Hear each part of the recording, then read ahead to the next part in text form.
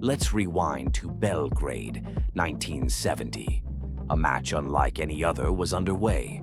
On one side, the mighty USSR, the undisputed rulers of the chess world. On the other, the rest of the world, a hand-picked squad of international stars ready to challenge Soviet dominance. Tension was sky-high as the final round began.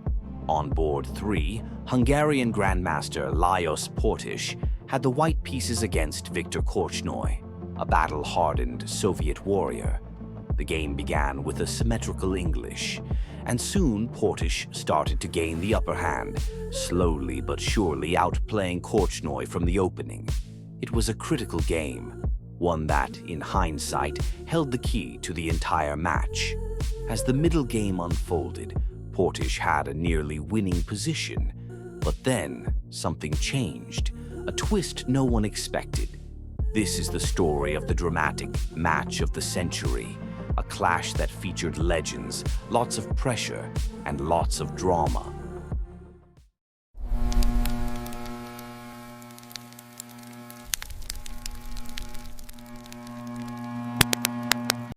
In 1948, Mikhail Botvinnik became world champion, and for the next 22 years, the crown never left Soviet hands.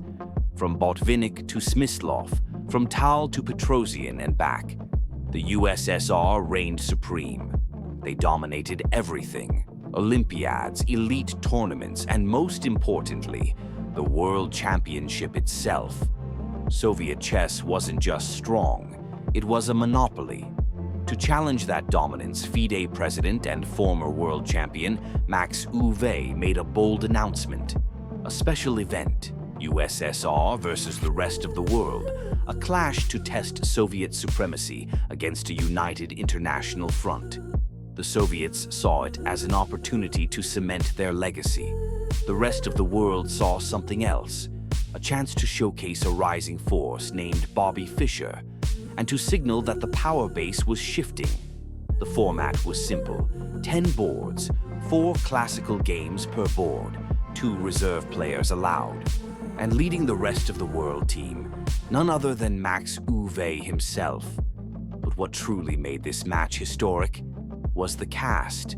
6 world champions, past, present, and future, all in the same event: Fischer, Spassky, Tal, Petrosian, Smyslov, Botvinnik.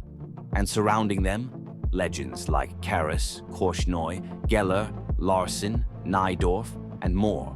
It wasn't just a match, it was a summit of titans.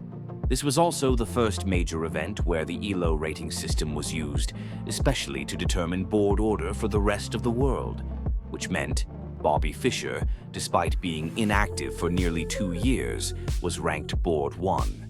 But that decision wasn't smooth. Bent Larsen, the Danish number 1 and one of the top performers globally, objected to playing board 2. Fischer, known for walking away from tournaments over disagreements, was expected to push back.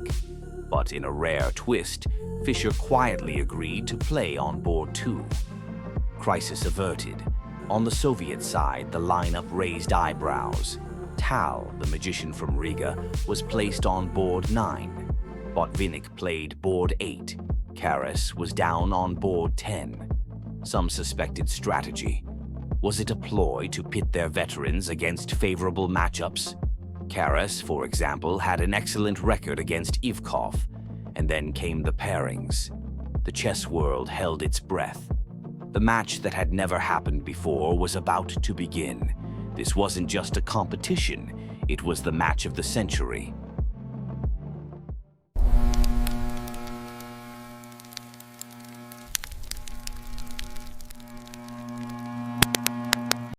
Heading into the match, the USSR looked nearly invincible. 5 world champions, countless elite players. On paper, this was a powerhouse. They were the heavy favorites, and with good reason. Boris Spassky, reigning world champion, hadn't lost a single game since lifting the crown in 1969. He was in dominant form. Tigran Petrosian, stationed on board 2, had once been called by Fischer himself the hardest player to beat. And behind them, A terrifying lower order, Tal, Karas, Smyslov, Botvinnik, each a titan in their own right. The Soviets had experience, depth, and momentum. They feared no one. But the rest of the world wasn't coming in quietly. Bobby Fischer, though inactive for 2 years, was in tremendous form, ready to make a statement. Larsen had been playing the chess of his life, compiling incredible results in recent years.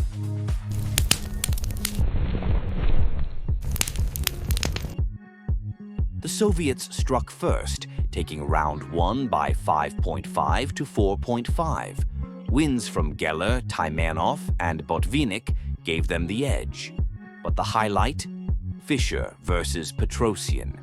The American prodigy positionally dismantled the former world champion, a clinical and confident statement. It was game on.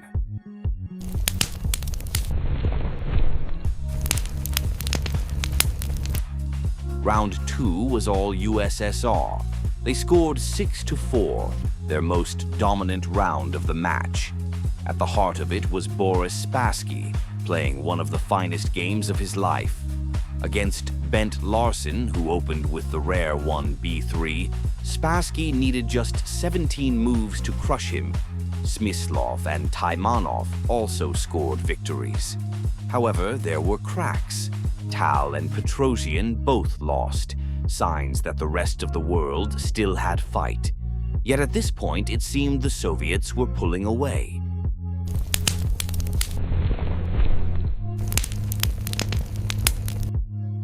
And then, the tide turned. Round 3 was the rest of the world's best showing. Spassky, Korchnoi, and Smyslov all lost. Larsen, Portish, and Reshevsky brought their A-game and delivered. Tal did manage a dazzling win over Najdorf, but it wasn't enough. Suddenly, the match was wide open. Heading into the final round, the rest of the world needed just a +1 score to win the match.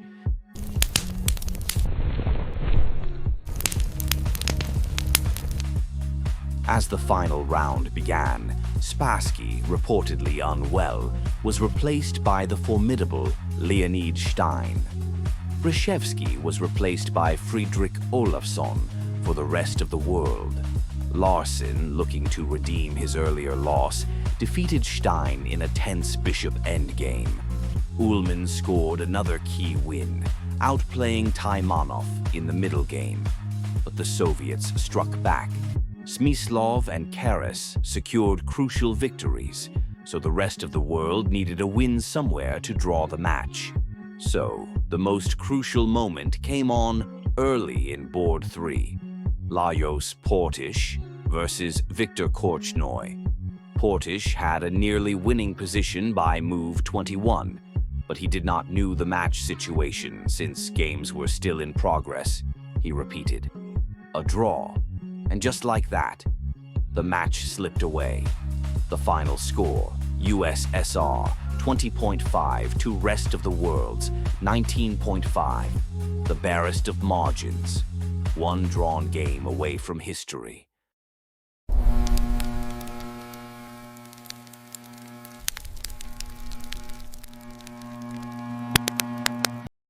After the final round, Bobby Fischer was furious.